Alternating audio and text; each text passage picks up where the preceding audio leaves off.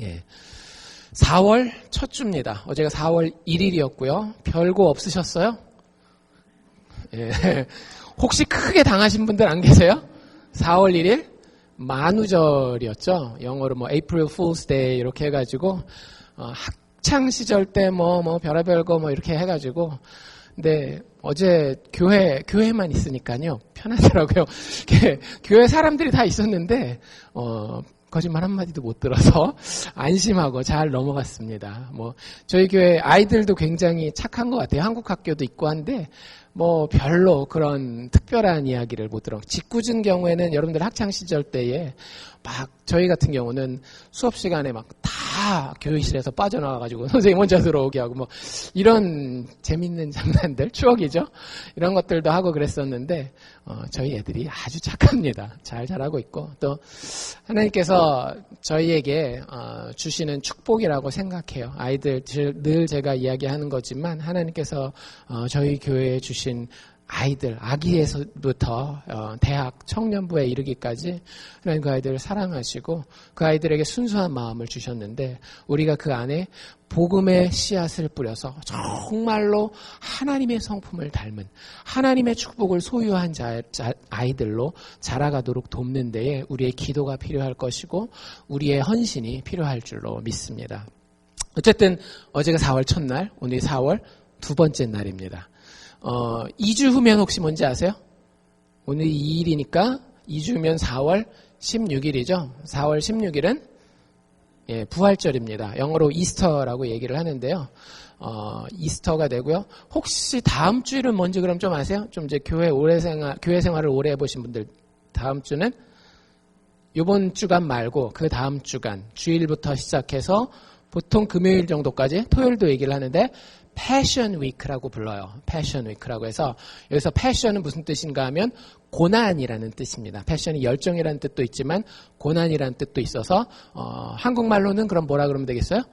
고난주간이라고 부르는 거예요. 그래서 저희가 여기 배너도 이렇게 내려놨지만 사순절을 지금 쭉 지내고 있고요. 이제 곧 막바지에 다르게 됩니다. 그래서 4월 16일은 저희가 부활절 연합 예배도 그 지역에서 있고요. 제자들 교회에서 새벽 6시에 있고 저희 교회도 함께 아이들까지 예배드리는 그런 부활주일 예배를 드리게 됩니다. 그 전까지 2주가 남아서 마가복음 계속 준비하고 있는데 중간에 잘릴 것 같아서 부활절 이후에 하는 걸로 제가 대충 계획은 잡고 있고요. 오늘하고 다음 주 2주 동안은 무슨 책을 할까 고민을 하다가 구약성경에 이 책을 한번 소개해드리면 재밌겠다라는 생각이 들어서 요나서를 선택하게 됐습니다. 요나서는 선지서예요. 그러니까 성경에 보면 율법서라는 게 있어서 이렇게 막 규칙이 나와 있는 책이 있고요. 또 역사서라 그래가지고 이렇게 역사가 왕이 누구였고 누가 무슨 일을 했고 이런 역사가 기록된 책이 있고 또 지혜서라 그래가지고 이렇게 하는 것이 지혜로운 자의 삶이다. 뭐 이런 지혜서들이 있어요. 그리고 또 한 가지 종류의 책이 뭐냐면 바로 선지서 혹은 예언서라고 하는 책입니다. 그래서 구약 성경이 39권으로 돼 있거든요. 그 39권 중에 뒷부분에 있는 책 대부분이 선지서예요. 그래서 선지서 중에 마지막 12권을 책이 짧다라고 해서 소선지서라고 부릅니다. 그래서 여러분들 12소선지서 하면 구약 성경 맨 뒤에 나와 있는 짧은 선지자들의 기록들이구나 이렇게 알고 계시면 되고요. 이 요나서는 그 12권의 소선지서 작은 그 선지자들의 예언이거든요. 선지자들의 글들 중에 하나라고 보시면 돼요.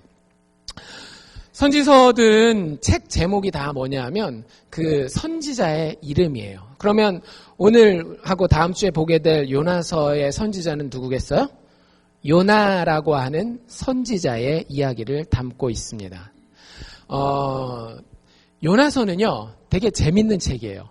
대부분의 선지서들은 뭐가 들어있는가 하면 선지가 무슨 뜻입니까? 선지. 배고프신 분들은 돼지비송 생각하시면 안 됩니다. 선지가 먼저 선자에 알지자죠.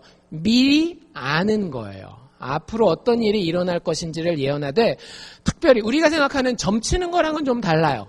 점은 막 올 여름에 바다로 가면 됩니까 안 됩니까 막 이런 거 물어보잖아요. 이 사람이랑 결혼해야 될까요 말아야 될까요 뭐 이런 거 물어보는데, 그게 아니라 선지자들은 뭘 얘기를 하는가 하면 하나님의 뜻이 이것인데 지금 하나님의 뜻을 너희들이 이렇게 잘 지키고 있으니 하나님 이렇게 축복할 것이고, 너희가 지키지 않으면 하나님께서 벌을 내리실 것이다. 이런 하나님과 관련된 미래에 대한 이야기예요. 그래서 많은 경우에 선지서들을 보면 꼭 뭐 같은가 하면 설교집 혹은 이렇게 혼내는 말 써놓은 책 이런 것 같아요. 그래가지고 혹시 예전에 여러분들 큐티 하셨던 거 기억나시는 분들은 에스겔서 할 때 굉장히 저도 이렇게 큐티도 하고 말씀도 나누고 하면서 힘들었던 기억이 혹시 나시는지 모르겠어요. 막 하나님이 맨날 막 꾸짖는 것 같아요. 너 왜 이거 잘못했어? 이렇게 했으니까 이렇게 벌 받아야지, 혼나야지. 막 이런 얘기가 굉장히 많이 나와 있어요. 사실 선지서들이.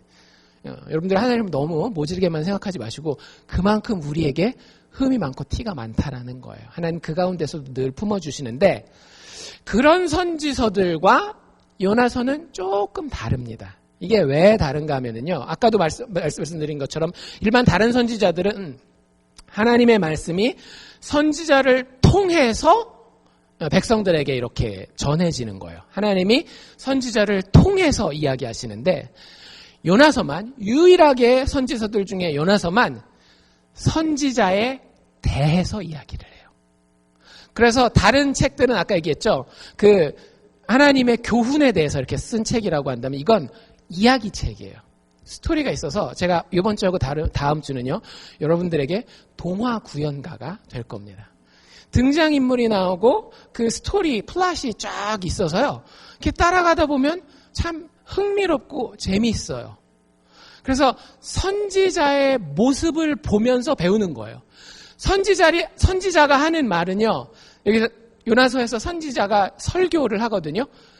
히브리 단어로 딱 5단어 끝이에요. 나머지는 선지자가 한 말이 아니라 선지자에 대해서 한 말이에요. 참 재미있어요. 그래서 뭐 잘 이야기를 알고 계시는 분들은 그냥 뭐 그 리메이크를 듣는다라고 생각하시면 될 것 같고요. 모르시는 분들은 야, 성경에 이런 얘기가 있네 하고 재밌는 이야기를 하나 듣는다라고, 대신 하나님이 하시는 이야기라고 생각하고 들으시면 좋을 것 같습니다. 선지자의 모습을 통해서 하나님이 원하신 건 뭐였는가 하면은요, 요 선지자의 모습을 통해서 한번 거울에 비춰보기를 원하는 거예요. 선지자라고 하는 존재는 어떤 존재입니까? 사실 성경에서 존경받고 하나님을 잘 믿고 하나님께 예배를 잘하는 그런 존재예요. 어떻게 보면 오늘날로 얘기를 한다면 교회를 잘 다니는 사람, 하나님을 잘 믿는다라고 생각하는 사람들에 대한 이야기일 수도 있어요. 한번 우리가 잘 보도록 하고요. 일단 요나를 한번 소개해 보도록 하겠습니다. 요나가 요나서 외에 다른 성경책에 한 번 딱 나옵니다. 아까 역사서라고 하는 게 있다라 그랬죠. 역사서들 중에 왕들의 이야기를, 이스라엘이 이제 왕정 시대를 겪거든요. 그 왕들의 이야기를 기록한 책을 열왕기 상, 열왕기 하 두 권에다가 기록하고 있어요. 물론 이제 다른 책들도 있긴 하지만 그 통일 왕국의 시대, 그 나라가 좀 갈라지고 그 시대 이후에까지 기록한 책이 열왕기 상하인데, 거기에 보면 이런 글이 나와 있습니다. 열왕기하 14장 25절인데요. 한번 들어보세요. 요나 이야기가 어떻게 나와 있는지. 이스라엘 하나님 여호와께서 그의 종인 선지자를 얘기를 하는 거죠. 그의 종 선지자 가드헤벨 아미떼의 아들, 가드헤벨은 그 동네 이름이에요. 가드헤벨이라고 하는 동네에 아미떼라고 하는 사람의 아들 선지자 요나로 하신 말씀과 같이 하나님이 예언을 하셨대요. 이 선지자 이름이 뭐라고요? 요나라고 하는 선지자를 통해서 예언을 하셨는데, 이렇게 예언을 하셨답니다. 여로보암은 누군가 하면 그 요나 때의 왕의 이름이에요. 왕 이름이 여로보암입니다. 여로보암이 이스라엘 지경을 회복하되, 땅이 어떻게 된다라는 거예요? 땅이 넓어진다라는 거예요? 좁아진다라는 얘기예요? 땅이 아주 넓어지겠다라고 하는 거예요. 광개토 대왕같이 되게 해주시겠다라는 거예요. 이 여로보암 왕을. 그래서 여로보암이 이스라엘 지경을 회복하되 하맛 어귀에서부터, 하맛 어귀는 어디냐면요, 지금의 시리아 북쪽입니다. 그러니까 지금 이스라엘 국경이 이렇게 있으면 거기서 한참 더 북쪽으로 올라가는 거기까지. 그러니까 땅이 굉장히 넓죠, 위에까지. 그리고 밑으로는 아라바 바다까지, 사해 바다를 이야기하는 거거든요. 사해 바다 쪽에 그 광야 지역이 있는데 그 지역까지 저 북쪽에서 남쪽까지 아주 하나님이 땅을 넓혀주시겠다라고 이야기하고 계시는 거예요. 누구를 통해서? 요나를 통해서 여로보암이라고 하는 왕에게 땅 많이 줄게 이렇게 예언을 했다라고 하는 거예요. 근데 여로보암 왕에 대해서 혹시 여러분들이 아시는지 모르겠어요. 이 여로보암 왕은 여로보암 2세라고 불리우는 왕이거든요. 근데 착한 왕일까요? 나쁜 왕일까요? 굉장히 악한 왕입니다. 아모스라고 하는 선지자가 있거든요. 아모스 선지자는 그 당시에 여로보암에 대해서만, 그 당시 이스라엘이거든요. 북쪽 이스라엘인데 여로보암에 대해서만 성경책을 쫙 썼어요. 그리고 나쁜 놈들, 망한 놈들 이렇게 얘기를 해요. 나라에서 왕이 정치를 하고 백성을 다스리는데 자기 이익만 챙기는 거예요. 그래서 공평과 정의를 하수같이 흘릴지어다라는 말이 아모스라고 하는 성경책에 나오면서 너희가 가지고 있는 땅을 다 잃어버릴 것이다라고 이야기를 해요. 그게 여로보암 2세가 아모스라고 하는 또 다른 선지자에게 들었던 말입니다. 그런데 요나 선지자는 지금 어떻게 하고 있더라고요? 그 똑같은 왕을 쉽게 얘기하자면 저주하고 있는 거예요? 축복하고 있는 거예요? 축복하고 있는 거예요. 여러분들이 옆에서 볼 때 되게 꼴보기 싫은 사람, 나쁜 사람이 있어요. 그럼 하나님이 목사를 보내가지고 좋은 말 축복해 주시길 원하세요? 아니면 막 가서 경고하고 혼내고 내 성질 같아서는 확 저주해버리고 왔으면 좋겠다 이런 생각이 드세요? 성질대로만 하면 나쁜 사람이니까 가서 목사님이 저 사람 망하라고 막 기도하면 좋겠다 막 이런 생각할 거 아니에요. 그러니까 그런 왕을 놓고 하나님의 부름받은 선지자라고 하는 요나가 가서 어떻게 예언을 했는가 하면 당신 아주 잘 될 겁니다라고 이야기를 해요. 선지자 중에 이런 선지자가 거의 찾아보기가 드뭅니다. 굉장히 희귀한 선지자예요. 요나는 되게 희귀한 선지자예요. 선지자들은 항상 잘못된 것이 있으면 너희들이 이거 고쳐. 안 그러면 하나님이 벌레를 실 거야. 이게 늘 선지자들이 하는 말인데 여로보암은 잘못하고 있음에도 불구하고 하나님이 여로보암을 불쌍히 여기서는 아니지만 이스라엘 백성을 불쌍히 여기셔서 여로보암의 나라의 땅을 크게 넓혀주시겠다라고 이야기를 하십니다. 이 요나의 예언이 이루어졌을까요? 안 이루어졌을까요? 이 나쁜 왕이 더 많은 땅을 얻게 되겠다라는 예언이 이루어졌을까요? 안 이루어졌을까요? 이루어졌어요. 참 신기하죠? 그래서 요나를 거짓 선지자라고 얘기 못하는 거예요.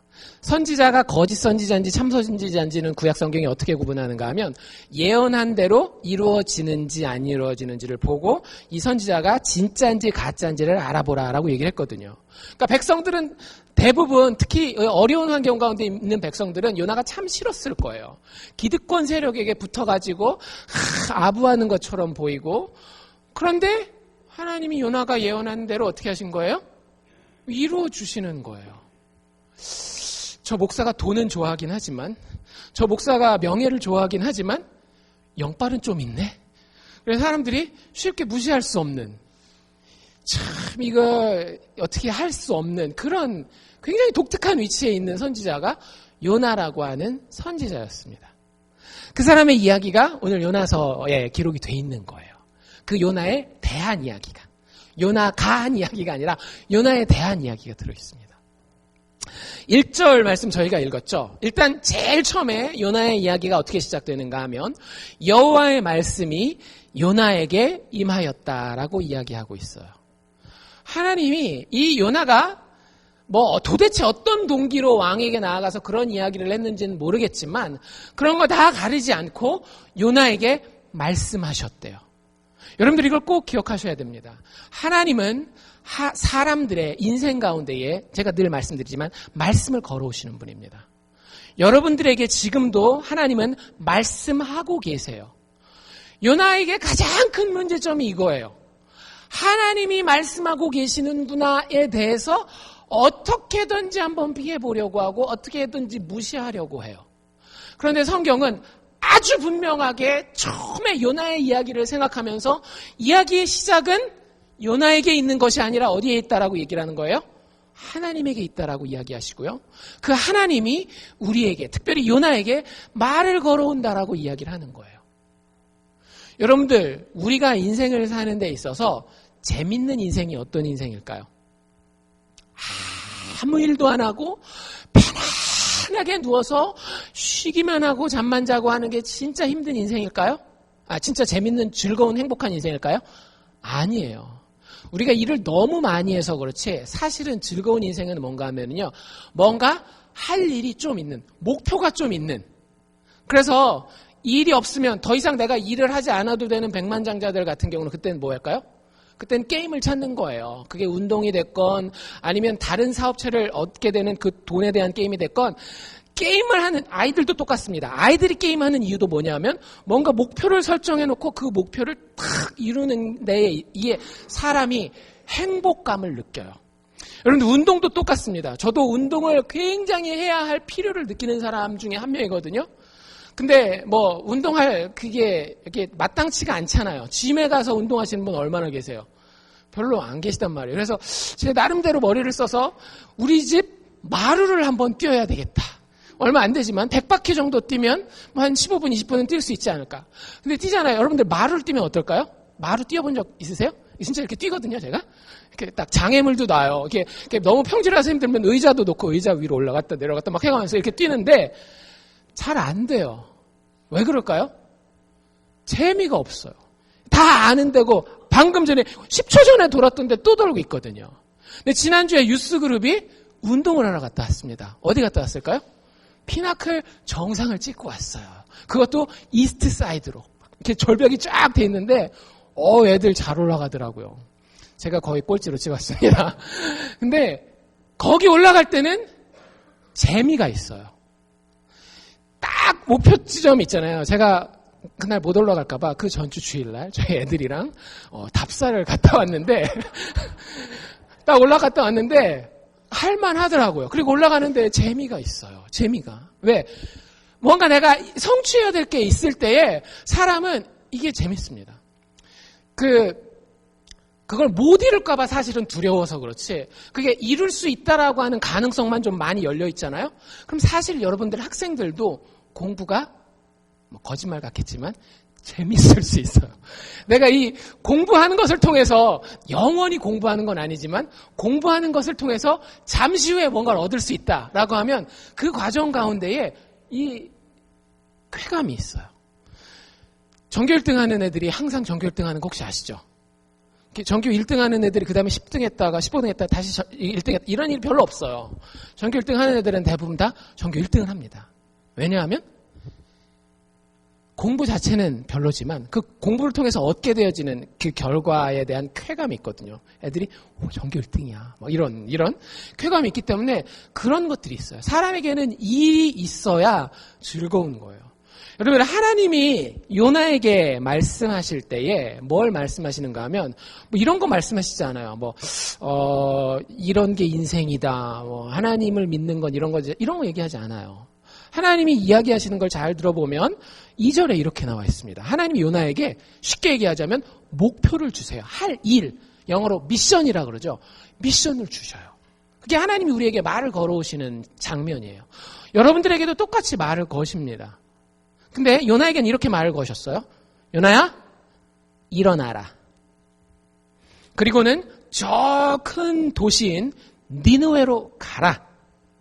그리고 가서 그것을 쳐서, 그러니까 혼내라는 얘기예요. 그것을 쳐서 외치라. 이게 요나가 들은 말이었습니다. 일어나서 가서 외치라고 하는 것이 요나가 받은 미션이었어요. 여러분들, 여러분들에게도 하나님이 어쩌면 똑같이 얘기하실지 몰라요. 여러분들, 일어나십시오. 늘 다람쥐 쳇바퀴 도는 것 같은, 별로 할 것도 없어 보이는, 요거 끝나면 그 다음엔 뭐 하지? 뭐 이런 의미 없는 그런 일 가운데에서 하나님은 사람들의 인생을 깨워 일으키시기를 원해요. 일어나라. 그리고는 우리에게 가야 할 목표 지점을 분명하게 알려줍니다. 이건 사람들마다 달라요. 어떤 사람들에게는 자녀를 양육하는 데 부르실 수 있어요. 어떤 사람에게는 사업 현장으로 부르실 수 있습니다. 사업 자체가 목표는 아니지만. 어떤 사람에게는 학생들 같은 경우는 공부하는 자리로 부르실 수 있어요. 공부 자체가 목적은 아니지만. 그리고 나서 거기에 가서 하나님이 우리에게 행동하게 하시는 게 있습니다. 그 행동을 근데 요나에게 뭐라고 표현하고 있는가 하면 외친다라고 표현을 해요. 여러분들 여기서 외친다라고 하는 것은 단지 목소리를 높여가지고 꽥꽥꽥 되는 것만을 이야기하는 건 아니에요. 여러분들 말 한마디 하지 않지만 어떤 사람의 삶의 모습은 그 큰 함성보다도 더 크게 외치는 삶의 모습이 있지 않나요? 하나님께서 우리에게 가라고 하신 그곳에서, 그 가정에서, 그 학교에서, 그 일터에서 하나님이 우리가 예수 믿기 때문에 구원받은 자로서 영원한 생명을 가진 자로서 외치는 것과도 같은 그런 삶을 살기를 원하시는 거예요. 하나님이 그렇게 요나를 부르셨어요. 그런데 3절에 보면 이 사람 직업이 뭐라고요? 선지자라고요. 쉽게 얘기하자면, 가장 쉽게 얘기하자면 목사님이라고요. 목사님이 가라! 라는 말을 하나님한테 들었어요. 그럼 당연히 선지자는 어떻게 해야 되리라고 우리들 생각해요. 목숨을 걸고라도 아골골짝 빈들에도 가야 되는 거 아니겠어요? 그런데 3절에 보면 이렇게 됩니다. 그러나 뭔가 심상치 않아요. 이야기 자체가 심상치 않습니다. 그러나 요나가 여호와의 얼굴을 피하려고, 하나님이 딱 쳐다보니까 어떻게 했다라는 거예요? 눈을 딱 까는 거예요. 이렇게 하나님 이렇게 쳐다보시니까 고개를 휙 돌리는 거예요. 어떻게 해서든지 하나님의 그 부르심을, 하나님의 얼굴을, 하나님의 면전을 한번 피해보려고 하는 겁니다. 낯을 피하려고. 참 신기한 거는 일어나긴 일어나요. 하나님 일어나라. 일어나려니까 일어나긴 일어나야죠. 근데 방향성이 완전히 다릅니다. 일어나긴 일어나는데 다시스로 도망하려 해요. 하나님이 원하시는 그 목표점을 향해서, 니느웨라고 하는 도시를 향해서 가는 게 아니라, 니느웨는 사실 이쪽 동쪽에 있었거든요. 자기가 살던 데서 동쪽으로 이렇게 올라가야 되는데, 저 유럽 끝에 있는 서쪽에 다시스라고 하는 도시를 향해서 배를 타고 도망갈 계획을 가지고 갑니다. 그러니까 하나님이 일어나 가라라고 했는데 일어나기도 했어요. 가기도 했어요. 근데 방향이 어디예요? 완전 반대를 향해서 가고 있다라고 하는 겁니다. 이게 요나의 반응이에요. 여러분들, 우리의 반응도 그럴 때가 있습니다. 하나님이 우리의 인생에서 우리의 질병을 이용하실 수도 있고, 우리의 경제적인 어려움을 이용하실 수도 있고, 혹은 축복을 이용하실 수도 있고, 우리의 인생을 지시하는 방향성이 있을 수 있어요. 그렇죠? 그런 것들에 우리가 민감하여서 하나님이 과연 원하시는 그 방향이 어딘가를 적극적으로 내가 반응하여서 일어나서 가야 돼요. 그리고 거기서 삶으로 또 말로 외치면서 하나님의 자녀로서 살아가야 되는데, 많은 경우에 우리는 그것을 피하려고 해요. 그리고 그것이 꽤나 우리에게 합리적인 판단처럼 보일 때가 많이 있습니다. 그렇게 꼭 신앙생활하면서 하나님 믿으면서 사는 거 재미없잖아요.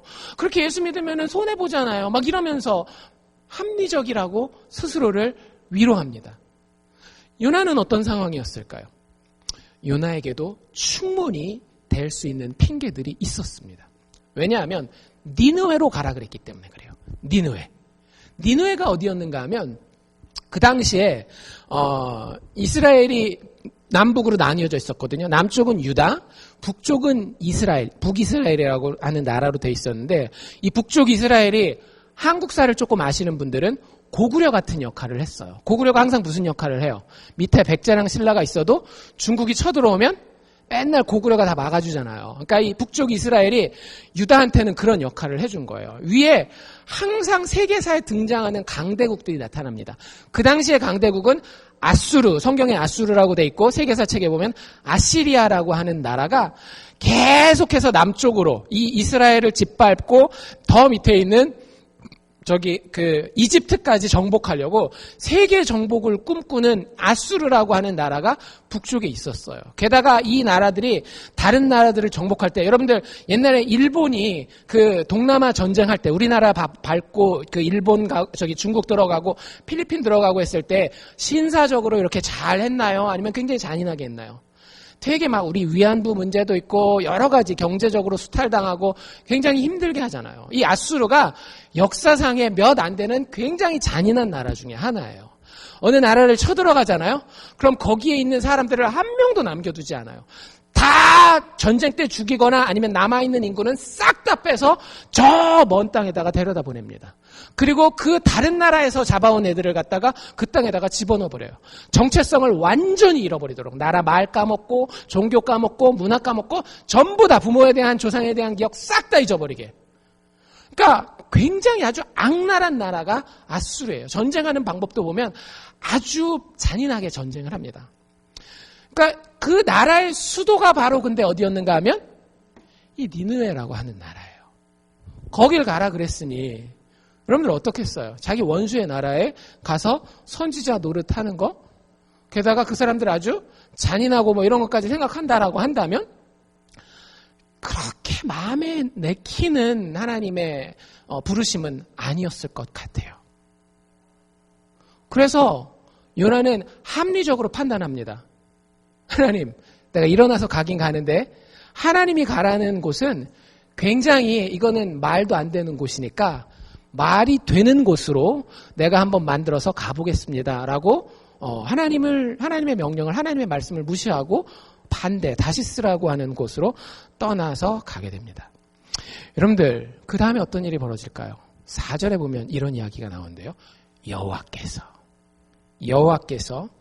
큰 바람을 바다 위에 내리셨다. 그래서 바다 가운데 폭풍이 크게 임하여서 배가 거의 깨지게 되었다. 도망가는 요나를 하나님이 어떻게 하고 계시죠? 쫓아가고 계시는 거예요. 요나는 무시하고 싶었을지 몰라요. 이건 그냥 자연현상이야. 우연이겠지. 배를 타다 보면 폭풍을 만날 수도 있어. 여러분들 절대 그렇게 생각하지 마십시오. 모든 인생은 하나님의 손 안에 있습니다. 그리고 하나님이 한번 쫓기로 작정하시면 놓치실까요? 안 놓치실까요? 절대 놓치지 않습니다. 요나가 무슨 배를 탈지 하나님 알고 계셨겠어요? 모르고 계셨겠어요? 알고 계셨을 거예요. 그 배가 지금 이게 지중해거든요. 지중해의 어디쯤을 몇 시쯤 지나갈지 하나님 알고 계셨을까요? 모르고 계셨을까요? 알고 계셔요. 여러분들 우리 인생도 똑같습니다. 여러분들 인생에 폭풍이 대작하는 것 같은 여러 가지 나의 눈을 확 뜨게 하는 상황들이 여러분들 인생 가운데 있을 수 있어요. 그런데 그것을 절대 우연이라고만은 생각하지 마시기를 바랍니다. 하나님은 한번 찾기로 한 영혼은 끝까지 쫓아가실 때 정확하게 쫓아가십니다. 하나님 이렇게 우리에게 기회를 주고 부르고 계셔요. 하나님의 쫓으심에는 실수가 없습니다. 문제는 뭔가 하면 요나의 반응이라고 하는 거예요. 이렇게 바람이 부는데 5절 6절에 보면 바람이 불고 그러니까 그 배에 탄 사람들이 어떻겠어요? 성경에 그대로 나와 있어요. 사공들이 두려워하였다. 그리고 혼이 나가는 거예요. 그래서 각자 평상시에 교회도 안 가고 절도 안 가고 이런 사람들이 각자 갑자기 배 위에서 자기의 신을 부르고 기도하기 시작하는 거예요. 얼마나 무서우면 얼마나 다급하면 평상시에 교회도 안 가던 사람들이 절에도 안 가던 사람들이 비나이다 하고 빌고 있겠어요. 그거 했는데도 바람이 안 멈추니까 배를 가볍게 하려고 그 가운데 물건들을 바다에다가 다 버렸어요. 지금 뭐 일만금이 문제나 내 목숨이 살아야지 해가지고 배에 있는 무거운 물건들은 다 내버리게 됩니다. 이게 배에서 지금 일어나고 있는 일이에요. 근데 요나의 모습은 꽤 다른 모습을 보여주고 있어요. 5장 뒷부분에 그러나 요나는 갑자기 그 씬이 잠잠해집니다. 뭐 여러분들 영화 보면 막 밖에서 막 파도 치는 장면이 꽉 나오다가 장면 딱 바뀌고 둘이서 테이블에 앉아서 차 마시고 있는 그런 장면인 거예요. 막 밖에서 이게 사공들이랑 선원들이 그러고 있는데 요나는 어떻게 하고 있는가 하면 배 밑층으로 내려가서 누워서 깊이 잠이 들었대요. 6절에 보면 선장이 사람들 다 도움이 필요하니까 막 깨우면서 막 다닐 거 아니에요. 선장이 나아가서 요나에게 이르되 요나를 부를 때 요나 이름을 모르니까 뭐라고 불러야 될까요? 한국 사람은 편해요. 저기요 이러면 되잖아요. 예, 이 요나를 부르는 표현이 되게 재밌어요. 요나를 뭐라고 부르는가 하면 자는 자요. 자는 자요. 여러분들 이게 그냥 이야기의 한 부분일 수도 있습니다. 그런데 사실 이 요나의 모습을 통해서 요나에 대하여 우리에게 보여주면서 하나님이 우리에게 주시는 교훈이 있다는 걸 깨달으셔야 돼요. 여러분들 여기서 요나가 자고 있다라고 하는 건 단지 육체만 자고 있는 것을 이야기하는 건 아니에요. 뭐가 자고 있는 거예요? 요나라고 하는 사람의 마음이, 영혼이 자고 있는 거예요. 생각할 줄 모르고 분석할 줄 모르고 무엇보다도 영혼으로 하나님을 깨달아 알지 못하는, 영적으로 잠자고 있는 상태라는 거예요. 그것도 아주 깊은 잠에 빠져 있는 상태라고 하는 거예요. 여러분들, 우리는 어떻습니까? 요나 직업이 뭐였다라고요? 선지자였다라고요. 근데도 영적으로 깊은 잠에 빠질 수 있어요. 우리도 어떨까요? 그렇다면 우리도 하나님의 부르심에, 하나님의 간섭하심에, 하나님의 쫓아오심에 아주 둔감하게 영적으로 잠자고 있을 수 있다라고 하는 얘기겠죠. 그렇지 않겠어요? 우리가 얼마나 요나보다 그렇게 더 잘났겠어요? 우리 요나서 보면 요나 막 손가락질 하겠지만 사실 그렇지 않아요. 요나서는 거울과 똑같다라고 생각하시면 됩니다. 요나서에서 여러분들이 이렇게 손가락질만 할 내용은 다 거울에 비치는 내 모습이라고 생각하면 돼요. 정목사 똑같아요. 선지자, 목사, 평신도 가릴 것 없이 우리는 하나님 앞에서 영적으로 잠든 자일 수 있다라고 하는 거예요. 이 영적으로 잠든 요나의 모습을 더 잘 보여주는 조명이 있거든요. 조명을 탁 밝게 비치는데 그 조명이 뭔가 하면 하나님을 알지 못하는 이방 선원들이에요.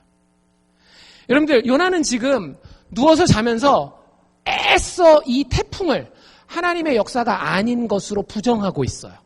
그런데 이 이방 선원들은 하나님이 누군지도 몰라요. 근데 어떻게 하고 있어요? 아, 이거 뭔가 신이 있다라고 한다면 그 신이 내 인생 가운데 지금 간섭하고 있는 거구나 라는 걸 갖다가 굉장히 민감하게 느끼고 있습니다. 참신을 알지도 못하는 사람들이. 그 모습이 요나의 모습을 더 불쌍하고 더 어둡게 보여주고 있는 거예요. 위기의 근원이 신적인 것임을 깨닫고 참 하나님을 지금 찾지는 못하지만 어쨌든 최선을 다해서 각자의 신에게 기도하고 있는 모습이 참 우리에게는 아이러니인 거예요. 여러분들, 우리는 교회에 나와 있기 때문에 하나님께 가깝다라고 생각할 수 있어요. 그런데 어떻게 보면 하나님의 입장에서는 우리보다 교회 밖에 있는 사람들이 더 열린 심령으로 하나님께 가까울 수 있다라고 하는 거예요. 어쨌든 이야기가 계속 진행됩니다. 요나를 선장이 깨웠잖아요. 요나가 어떻게 했을까요? 벌떡 일어나가지고 그래, 내가 손이라도 하나 보태야지, 짐이라도 하나 더 내버려야지 이랬을까요? 선장의 말을 거의 무시한 것 같아요. 여기 보면 선장이 이렇게 얘기했을 때에 아무 반응도 안 하고 그냥 가만히 있었어요. 아마 그 자기 있던 방에서 억지로 그냥 질질질 끌려서 가판 위로만 그냥 나왔던 것 같아요. 자기들이 기도도 하고 짐도 내다버리고 막 그러는데 바람이 줄어들지가 않는 겁니다. 요나는 그냥 시큰둥하게 있었어요. 뭐 신경 써. 신이 그냥 이렇게 있었어요. 근데 이 사람들은 죽겠는 거예요. 신에게 어떻게 해서든지 반응을 한번 해봐야 되겠는 겁니다. 그래서 뭘 하는가 하면 이 뒤에 뭐라고 돼 있어요? 7절에 보니까 그들이 서로 이르되, 자, 우리가 제비를 뽑자. 제비 뽑는 게 뭔지 아시죠? 다 이렇게 젓가락을 돌리는 거예요. 그리고 딱 뽑아서 제일 긴 거, 제일 짧은 거 딱 찾는 겁니다.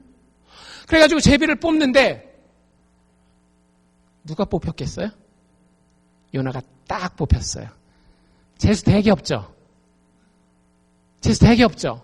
어쩌다가 거기 그거 뽑혀가지고. 여러분들, 이게 재수입니까? 절대 아닙니다. 여러분들 인생을 살아갈 때에 아무리 어리다 할지라도, 아무리 나이가 많다 할지라도 재수, 운 이렇게 생각하지 마십시오. 하나님의 쫓아오심입니다. 하나님의 찾으심입니다. 하나님의 부르심입니다. 하나님이 우리가 태풍을 통해서 못 깨달으시면 아주 개인적으로 콕 오셔서 자네 말이야, 자네. 이렇게 찍으신다라는 거예요. 정 목사가 여러분들한테 얘기할 때 혹시 그런 마음이 드실 수도 있어요. 왜 목사님 내 얘기하지? 근데 제가 진짜 하나님 앞에서 다짐하는데 진짜 제가 최선을 다해요. 이 앞에 섰을 때에 정말 개인적인 이야기 하지 않으려고 정말 최선을 다합니다. 하나님의 말씀이 말씀하시는 것만 이야기하려고 최선을 다해요. 근데 듣는 분들은 꼭 그런 분들이 있어요. 저희 교회만 일어나는 일이 아니라 모든 교회에 일어나는 일이에요. 뭐라고 느껴요? 오늘 목사님이 내 얘기했어. 그래서 그때부터 뭐가 시작되는 거예요? 시험이 시작되는 거예요. 근데 여러분들 그때 뭘 느끼셔야 되는가 하면 하나님의 제비뽑기를 느끼셔야 되는 거예요. 하나님이 제비 콕 뽑아서 내가 지금 딴 사람 얘기하는 거 아니고 바로 자네 딴 데 보지 마. 여기 자네 얘기하는 거라고. 그렇게까지 지금 요나를 콕 찍어서 쫓아오고 계십니다. 하나님의 쫓으심에는 실수가 없습니다. 하나님이 여러분들에게 자네라고 이야기하셨다면 그건 절대 실수가 아니에요. 하나님의 타이밍이 절대 틀리지 않아요. 여러분들에게 주실 말씀이 있고 그 말씀을 통하여 여러분들로 하여금 하나님과 영광스럽게 만들기 위한 하나님의 완전한 계획이 지금 이 순간 임해야 하기 때문에 여러분들이 자네라고 하는 그 음성을 듣게 되는 겁니다. 여러분들 그것에 대한 반응은 우리의 몫이에요. 그것에 대한 반응은 우리의 몫입니다. 요나는 아주 좋지 않은 예를 보여주고 있어요. 선지자였음에도 불구하고 이렇게 잔에 콕 집었음에도 불구하고 시큰둥하게 여전히 반응을 해요. 사람들이 깜짝 놀랍니다. 너 때문에 이런 일이 일어난 거야? 어떻게 된 거야? 너 어디서 왔고 도대체 뭘 잘못한 거야? 라고 물어봤을 때에 요나가 이렇게 대답합니다. 참 말은 잘해요. 진짜 되게 얄미워. 요나서 여러분들 나중에 진짜 미워요. 얄미워요. 말 얼마나 잘하는지 몰라요.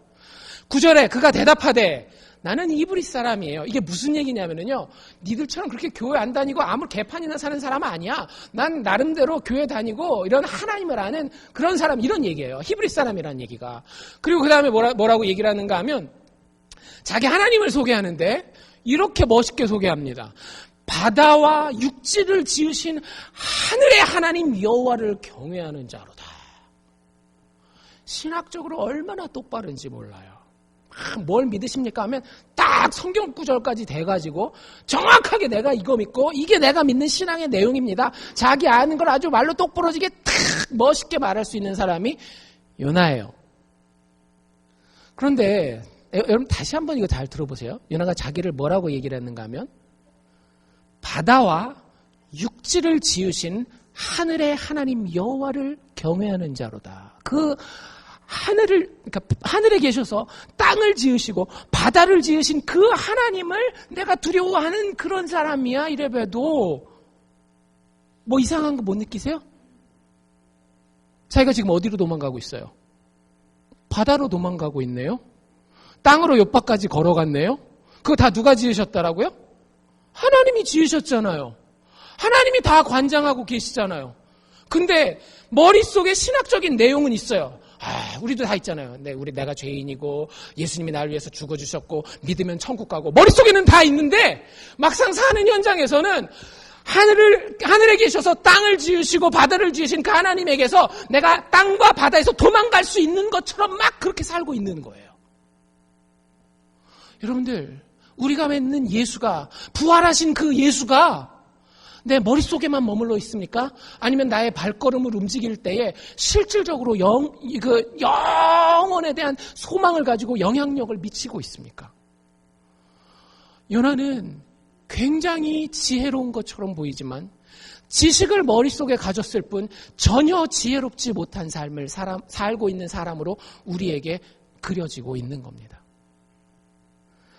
참 불쌍하죠. 신학적, 종교적 지식은 있지만 실존하시는 하나님을 참으로 인지하고 그것 때문에 위로받고 능력을 가지고 살아갈 수 있는 지혜는 없는 사람.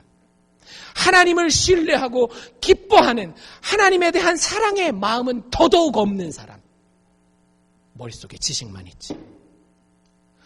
그게 요나의 모습입니다. 하나님이 자네라고까지 얘기했는데도. 그래서 그 다음에 도대체 이걸 어떻게 해야 될지 모르겠는 거예요. 선원들도 지금 이게 신적인 거니까 여기서 잘못해서 사람을 그냥 바다에다 던지고 이렇게 죽였다가는 또 자기네들이 살인죄를 뒤집었을까 봐 어떻게든지 살려고 하는데 그 뒤에 이야기를 보시면 바다의 바람이 잦아들지를 않는 거예요. 그래가지고 완전 자포자기하고 요나한테 물어봅니다. 야, 어떻게 해야 되는 거야? 어떻게 우리가 살겠니? 요나가 이렇게 얘기를 합니다. 그가 대답하되 나를 들어서 바다에 던지라. 그리하면 바다가 너희를 위하여 잔잔하리라. 너희가 이 큰 폭풍 만난 것이 나 때문인 줄을 내가 아노라 라고 이야기를 해요. 이제 좀 깨달은 걸까요? 굉장히 고귀한 희생을 하려고 하는 걸까요? 그렇지 않아요. 여기서 하나님이 이만큼 쫓아오시면은요, 사실 요나는 뭐라고 이야기를 해야 되겠어요, 여러분들? 지금까지 스토리를 쭉 들으셨으니까 뭐라고 얘기해야 하나님이 원하시는 대답이에요? 하나님, 제가 어디로? 니느웨로 가겠습니다 라고 이야기를 해야 그게 자기가 마땅히 해야 되는 대답이에요. 자네라고까지 꼭 찍었을 때. 근데 지금 이 얘기는 무슨 얘기냐면요, 이 선장이랑 선원들한테 이야기하기도 하지만 하나님 들리시죠? 솔직히 다 듣고 있잖아요. 못 듣는 척하지 말고 나 확 죽어버릴 거예요. 알아서 해요. 나 죽어버릴 테니까 난 죽어도 니느웨는 못 갑니다. 되게 우스운 놈이죠, 진짜. 진짜 우스운 놈이에요. 근데 여러분들 그거 아세요? 우리가 참 무서운 존재들입니다. 하나님 앞에 인생을 이렇게 사는 경우가 참 많아요. 근데 죽어도 하나님은 못 따라가겠습니다. 내가 원하는 저 다시스 갈 테니까 허락해 주시죠. 여러분들 애가 철이 들었는지 안 들었는지 어떻게 보면 압니까? 철이 안 들은 애들은 어때요? 자기가 하고 싶은 거 부모님이 봤을 때 그건 아닌데 끝까지 우기는 거 철 든 거예요? 안 든 거예요? 안 든 거예요. 왜 나를 낳았어? 죽어버릴 거야. 막 이런 애들 있잖아요. 철이 안 들어도 그렇게 안 들 수가 없는 거예요. 철든 애들은 어때요?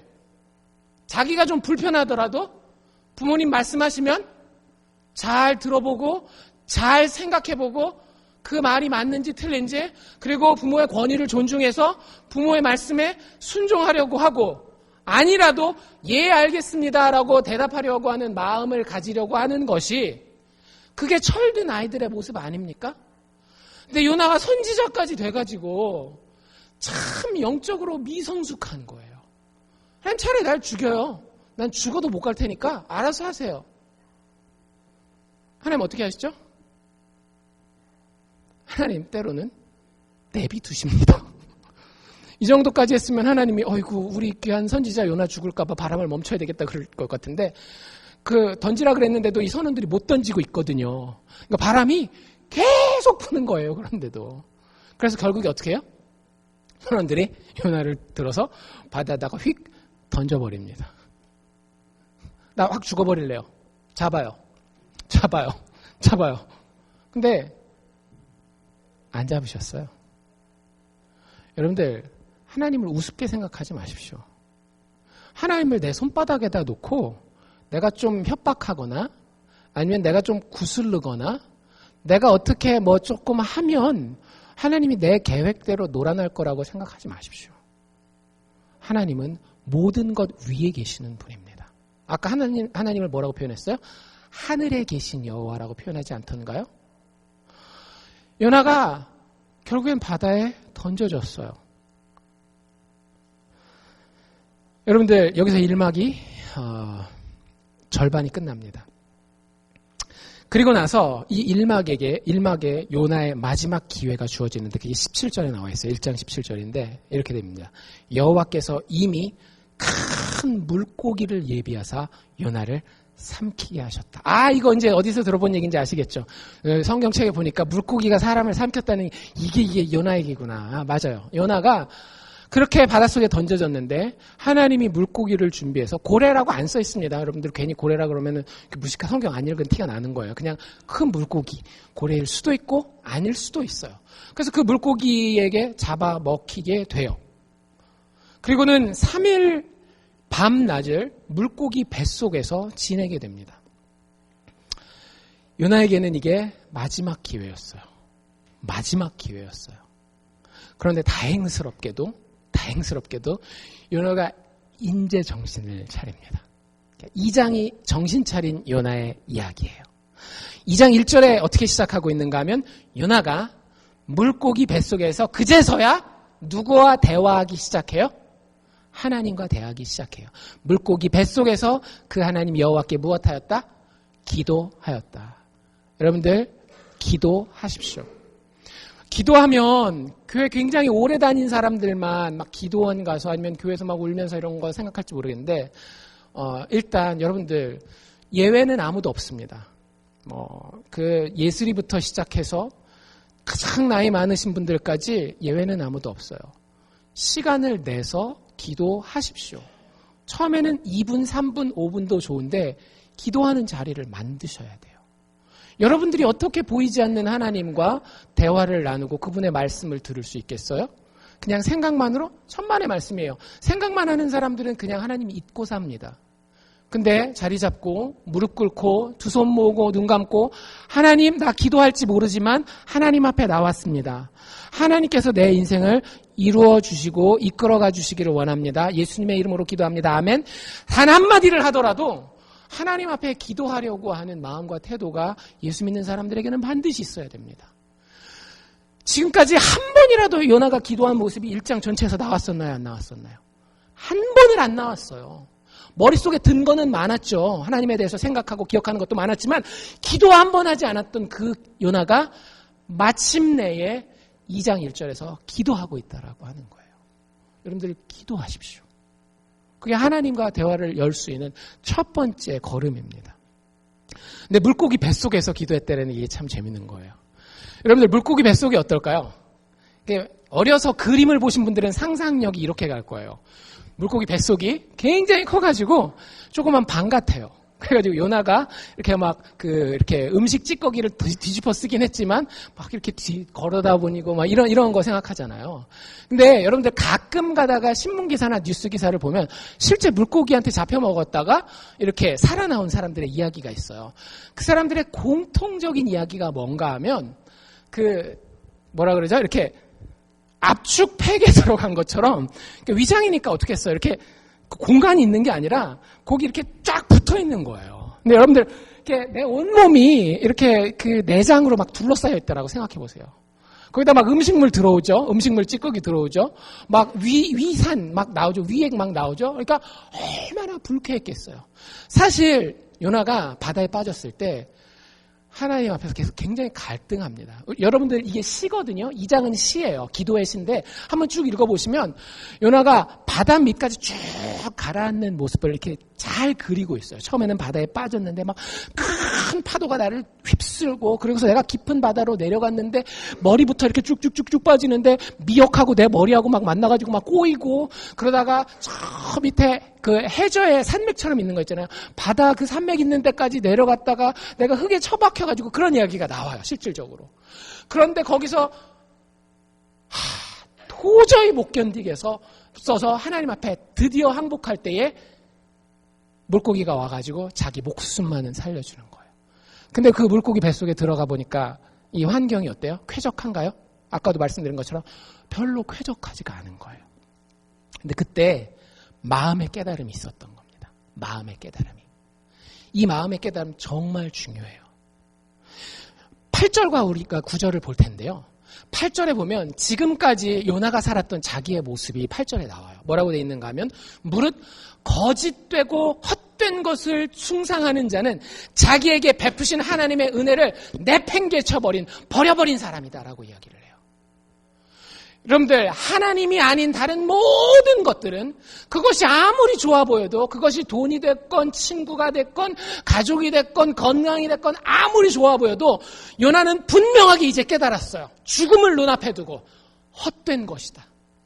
헛되고 헛되니 해 아래 모든 것이 헛되도다라고 하는 전도서 기자의 말처럼 내가 지금 누리고 좋다라고 생각하는 것이 하나님 없이는 아무것도 아니라고 하는 것을 깨달은 거예요.